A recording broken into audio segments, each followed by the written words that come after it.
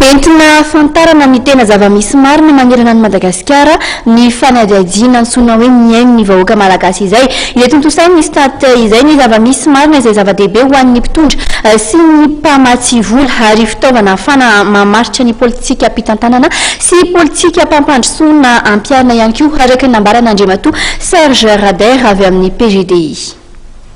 Afana zany mahazo le zava-misy marina manerana ny Madagasikara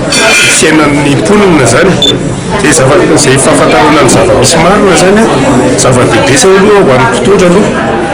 hoe ahoana ny ahafahana manatsara ny politika fitantanana zay ny voalohany fa ny faharoany koa zava-dehibe koa ny ahafantarany olom-pirenena ny fiarahamon'ny pirenena ny fizotran'ny ataoko hoe ny fiainan'ny mponina zany zay hoe accès aux informations socio-économiques mba ahafahana koa zany mandray anjara amin'ny fanatsarana ny politika pirenena ny fiarahamon'ny pirenena dia tokony andray anjara zany amin'ny fanaraha-maso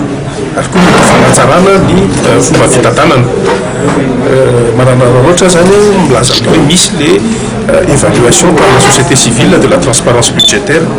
open budget index moa zany efa misy formation koa natao tamin'ny alatsinainy zany mikasika an'izy io izy io zany dia hoe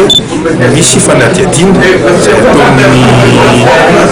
fikambanan'ny olom-pirenena zany ny société civile jery hoe aiza ho aiza misokatra ve ny ireo zava-misy fahafantarana ny fampiasana ny volam-panjakana.